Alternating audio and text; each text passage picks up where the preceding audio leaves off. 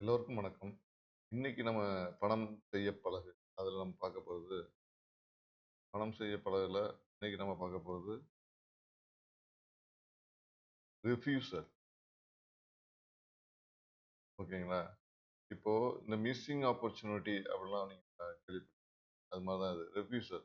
நம்ம ஒரு விஷயத்த வந்து ரெஃப்யூஸ் பண்ணிக்கிட்டே இருந்தோம்னா, அதோட விளைவுகள் எப்படி இருக்கும் அப்படிங்கிறதுக்கான ஒரு எக்ஸாம்பிள் தான் இத நான் இங்க சொல்றது. இப்போ நீங்க வந்து உங்களுக்கு வர ஆப்பர்ச்சுனிட்டீஸ் எல்லாத்தையுமே நீங்க வந்து முடிஞ்ச வரையும் அ அத எடுத்துட்டு அத ஒர்க் அவுட் பண்றதுக்கான முயற்சியில பண்ணீங்கன்னா பெட்டரா இருக்கும்னு நினைக்கிறேன். ஏன்னா, இப்ப பாருங்க Nokia வந்து ஆண்ட்ராய்ட ரெஃப்யூஸ் பண்ணாச்சு அந்த டைம்ல. ஸோ ஆனா இன்னைக்கு ஆண்ட்ராய்டு வந்து எங்கோ போயிடுச்சு. அதே மாரி Yahoo கூகுள ரெஃப்யூஸ் பண்ணுச்சு. கூகுள் எங்கோ போயிடுச்சு.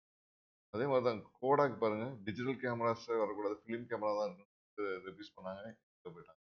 ஸோ உங்களுக்கு கிடைக்கிற ஆப்பர்ச்சுனிட்டீஸ நீங்க மிஸ் பண்ணும்போது, அது அந்த ஆப்பர்ச்சுனிட்டி வந்து பெரிய லெவலா இருக்கும்.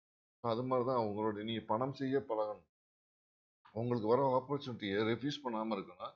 அது நமக்கு ஏத்த மாரி ஒர்க் அவுட் பண்ண முடியுமா அப்படிங்கிறத நீங்க பார்க்கணும். அப்பதான் நமக்கு வந்து நம்ம பணம் செய்யவே முடியும். ஸோ நீங்க ஒவ்வொரு இதையும் தடுத்துக்கிட்டே போனோம்னு வச்சுக்கோங்க, அது நம்ம எந்த முயற்சியுமே இல்லாத மாரி நம்ம எல்லாமே கெ தடுக்கப்பட்டுக்கிட்டே இருக்கும்.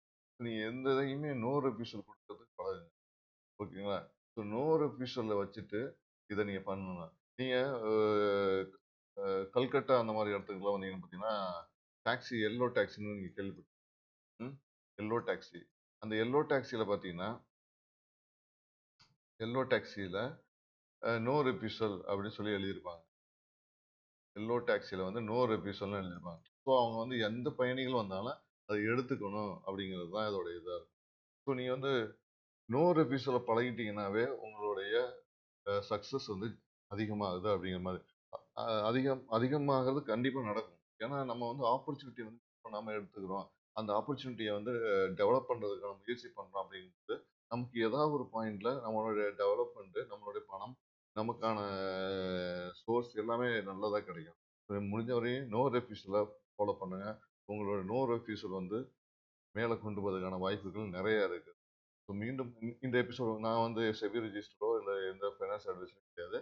எனக்கு தெரிஞ்ச அனுபவங்களும் என்னுடைய நான் படித்த சில விஷயங்கள வச்சு தான் இத நான் சொல்றேன்.